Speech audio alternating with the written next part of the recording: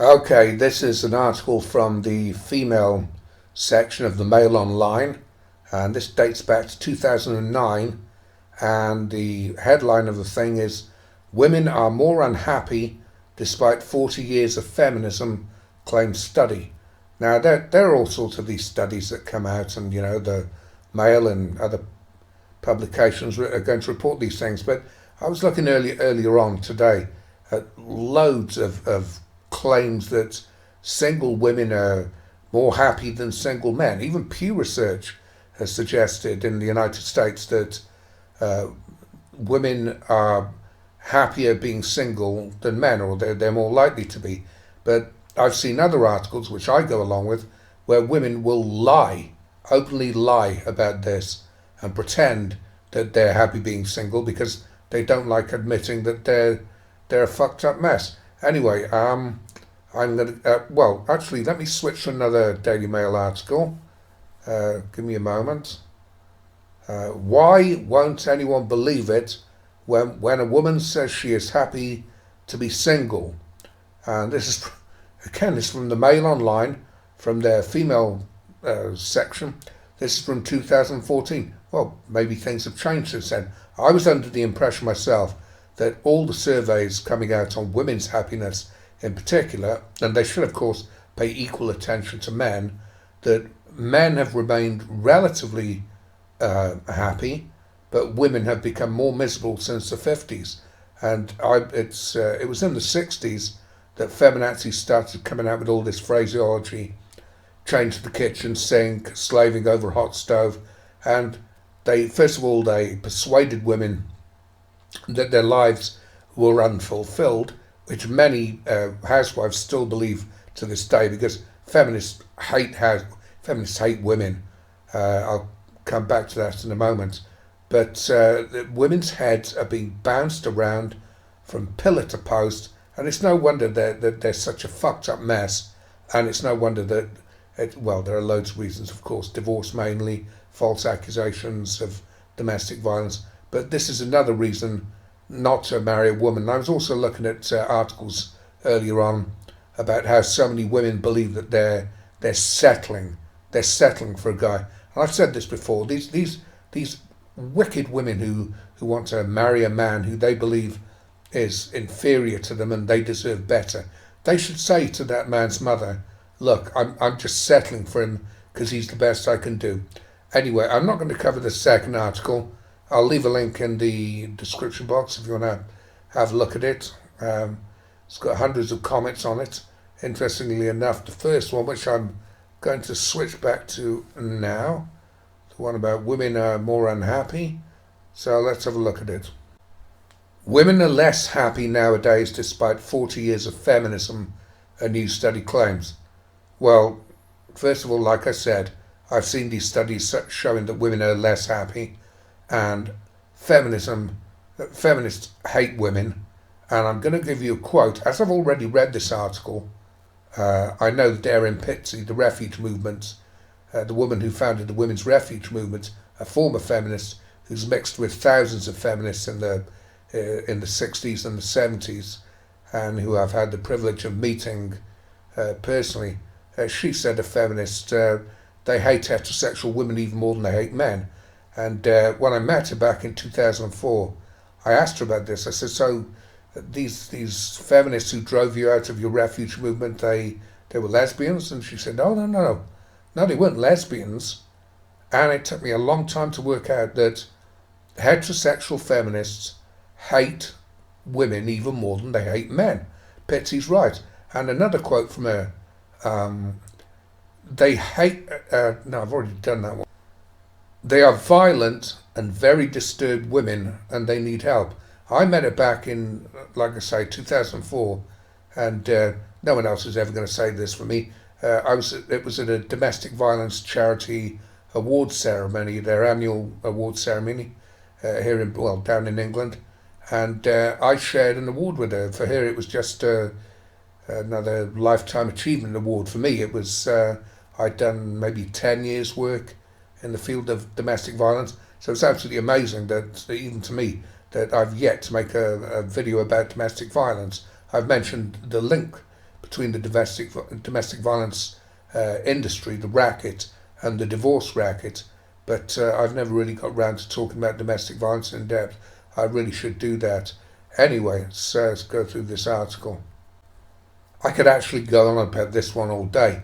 It says, despite having more opportunities than ever before, women have a lower sense of well-being and life satisfaction.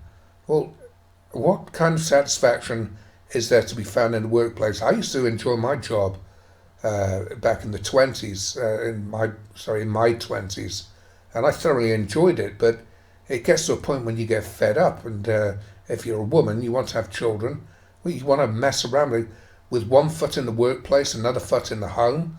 I mean, that's a bullshit way to live, this balancing nonsense. And if we were still in a position where middle class families in particular, and working class, now I think of it, where the man could go out and earn enough to keep his wife, and she could stay at the house and home, I bet you women would be so much happier.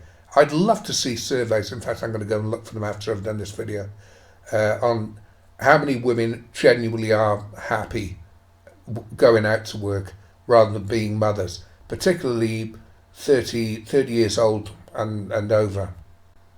The study, The Paradox of Declining Female Happiness, said the same was true for women of different ages and whether or not they were married or had children. And I've seen so many contradictory articles saying the opposite, that women are happier single.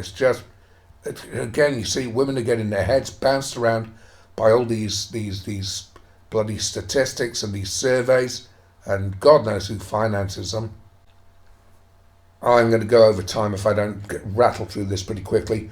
It said the results appeared surprising given that modern women had been liberated from their traditional 1950s role of housewife. Well, I disagree. Women weren't liberated. If anything, and other people have said this, other guys have said that feminism liberated men. No pressure on men to get married at all. There's still societal pressure on women to get married, but their traditional role of the 1950s, they were never chained to the kitchen sink. They weren't slaving over a hot stove. They didn't have all the worries that they have today. And feminists never liberated women. They turned them from happy housewives into work slaves, as far as I'm concerned. Anyway, it continues. Instead, women's earning power has soared. Women are doing better than men in education, in Mickey Mouse degrees, yes. And they are in control of decisions of whether to start a family. Well, you can't start a family unless you have a man who's prepared to agree to get married, and that is going to become increasingly difficult for women because of MGTOW. The findings were released as Sir Stuart Rose, chairman of Marks and Spencer, claimed that women have never had it so good. Well, in one sense he's right. Women have had everything handed to them on a silver platter by men, but never had it so good. No, they've never been so messed up because so many of them just don't know what they want. And they can thank their self-appointed feminazi mistresses for that. There's a comment here from Dr. Catherine Rake of the Fawcett Society, which campaigns for gender equality, and she babbles on a little bit, and she says, one of her comments, because the top of organisations are generally white and male, they stay white and male. Thank you so much. Underneath that paragraph says, the study by the US National Bureau of Economic Research found that while post-war era happiness surveys found women were noticeably happier than men, the difference has eroded to zero. Moving down, in 12 European countries, including Britain, the happiness of women has fallen relative to that of men. The authors said there was a possibility that women were more direct about their levels of happiness than they used to be. I don't think so. I think it's the exact opposite. I think women are just lying. I think they're more miserable than they claim, but that's just personal opinion. Women may now feel more comfortable being honest about their true happiness and have thus deflated their previously inflated responses. Well, I don't know about that. However, Siobhan Freegard, founder of the website NetMums, whose own survey found levels of baby blues have risen sharply, compared to 30 years ago, said, we push so hard for equal rights, for having the right to work, for having equal status. We push so hard to have choice. But what we hear from many mums is, I have no choice. I have to work. I don't love my career. My childminder is taking half my salary, and I'd rather bring my children up myself, but I can't afford to. I completely concur with that. If you enjoy your job and it's a fulfilling career, that's a positive choice. But if it's not, it's almost in some ways that we got it all, then found that actually it wasn't quite what we wanted. I'd call that the most honest words in this thing so far. And then he goes on to say, Aaron Pitsey, founder of the charity Refuge, added, the hard-won freedom of choice has imprisoned women. I just see an exhausted generation trying to do it all. And before I wrap up here, I've gone way over time already, and I'll leave links to both articles. Pitsey did say something once that I did disagree with. It's the only thing she's ever stated in an article that I disagreed with. She said that millions of women never asked to be foot soldiers of a feminazi army. Well, I have to disagree with Erin on that. The vast majority of single mothers are single mothers by choice. That's my personal opinion. Anyway, comments welcome below, and thumbs up's always nice, and maybe subscribe if you haven't thought of already. Thank you.